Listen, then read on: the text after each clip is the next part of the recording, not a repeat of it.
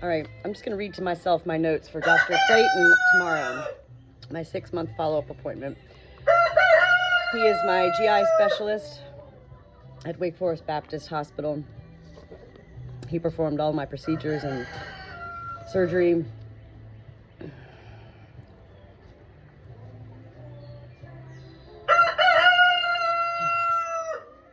Current meds. The raprazimol and the phentamidine are the reflux meds. I'm currently, for the past many weeks, taking only the AM dose. I stopped the PM dose in February. I felt it was increasing my blood pressure, and since I stopped, the leg cramps Charlie horses have also stopped. I rarely take the anti-nausea medicine. I take my inhaler, PRN, and my thyroid medicine, and my Adderall.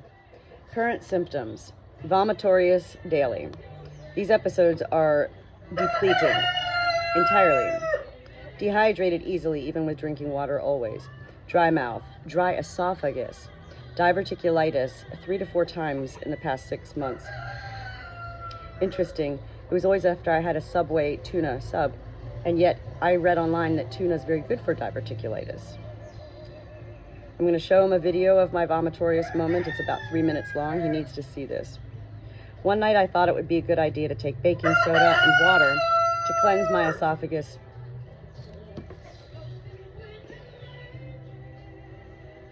Not really my esophagus, to cleanse my whatever, before bed. My stomach. The very first swallow sent me into immediate drowning mode. I couldn't breathe. It was terribly scary, painful. I was able to make a noise by banging a chair, and my husband came out to give me Heimlich, yet what helped was my breathing through it. Why did this happen? Instant shut off as soon as I went to take first swallow. Instant. And yet then what happened is it was like an explosion.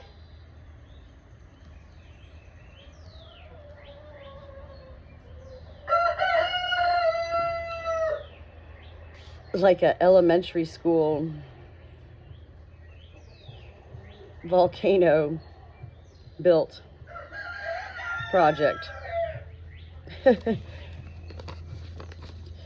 My sickness is so real, it cannot be unreal. And it truly has, yes, taken over my whole life like a weed.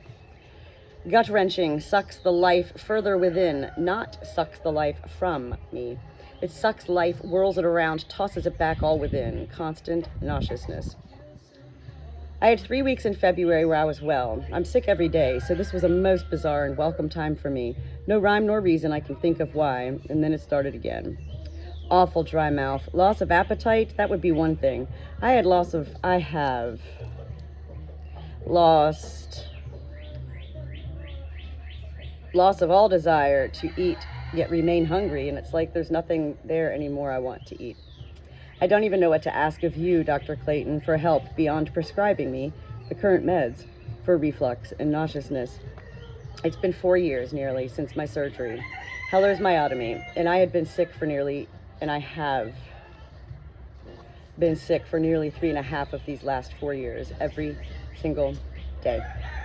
The swallowing is currently not an issue, nor is my choking, except for that one episode. The issue is my constant state of vomitorious, gut-wrenching, exhausting, draining, debilitating, momentarily depleting of energy occurrences, experiences. The dietitian appointment was simply beautiful, much gratitude for going. I did not need to see her again. Everything she presented to me was a review of what I've already been known of. Yet again, so grateful I went, as it inspired me a little further to pay more attention to what I should not eat.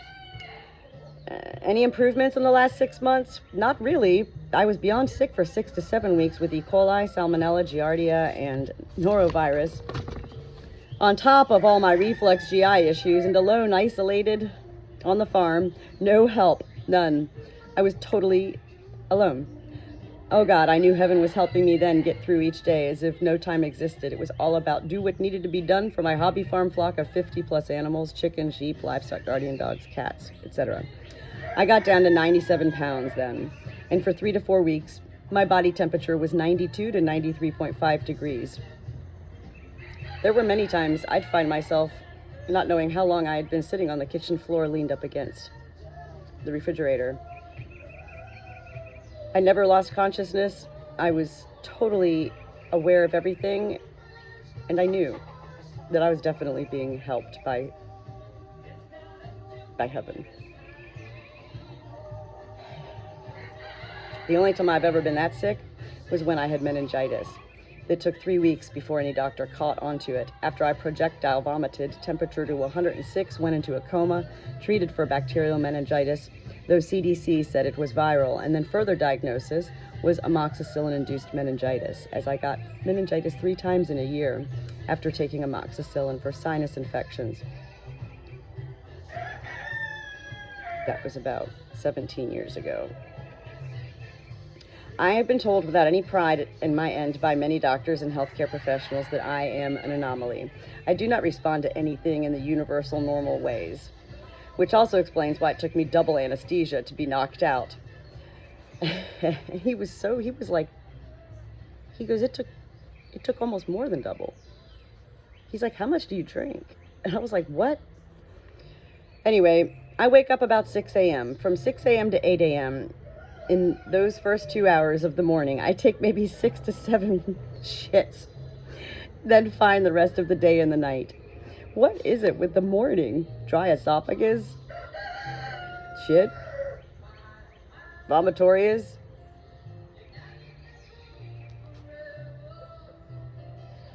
Okay, I love my life. I love life. And when I feel good, I embrace it all. When I'm sickly, it overtakes my entire days in such ways that I can't focus and enjoy, as I know I do when I'm not sick. I don't complain to anyone and never ask for help. I have no one to ask for help. I want to feel good, Dr. Clayton, and I don't know how you can help me, since everything appears to come back on the medical end as me being normal. I know it is real, and I do know, as I've learned, that yes, anxiety, stress, increase, eradicate, exasperate my conditions.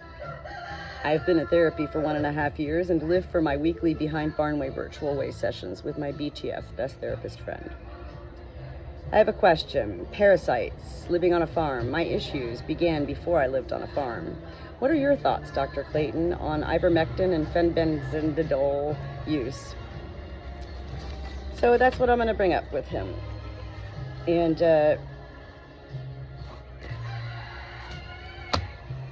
I don't really have, it's not even that I don't have hope. I really am going into this appointment, as I've gone into all of my appointments with Dr. Clayton, with no expectations, none. I'm not going in with like, oh God, he's going to help me. I'm going to be cured. It's not about curing me.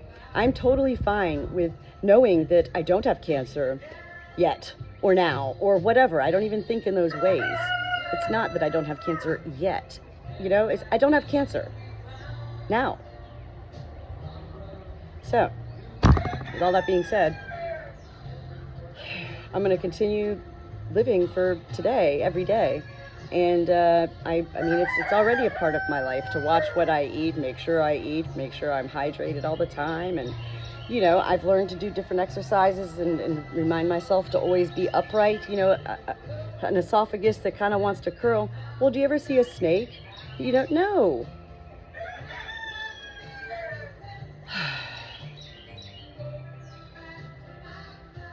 Meaning a snake, I compare my esophagus to snakes, the way they eat rats and they squeeze it down. That's what our esophagus does.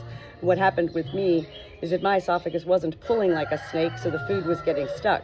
So the surgery, the Heller's myotomy that I had in May of 2022, they cut off about 1/4 of an inch off the base of my esophagus, and they pulled my stomach up and attached it to the base of my esophagus, and now my stomach acts as that pulling constrictor for the food that goes down.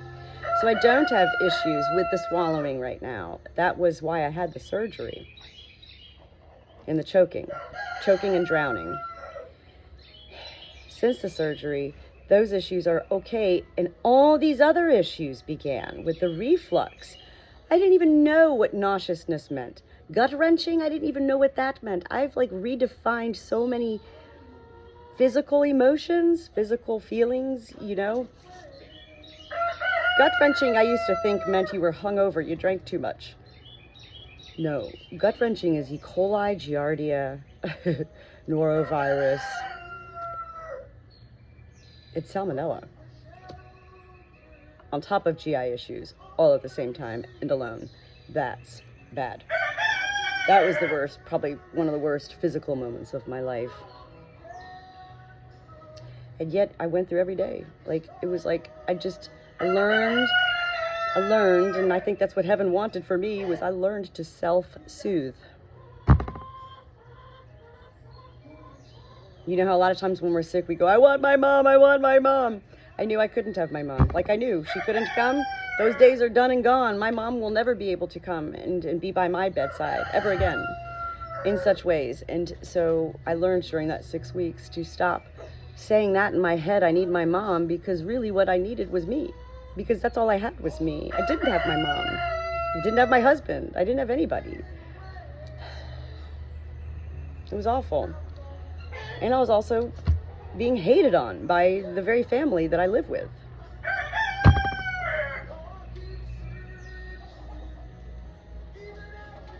My chickens were being threatened. They were going to kill my chickens. I mean, it was just awful.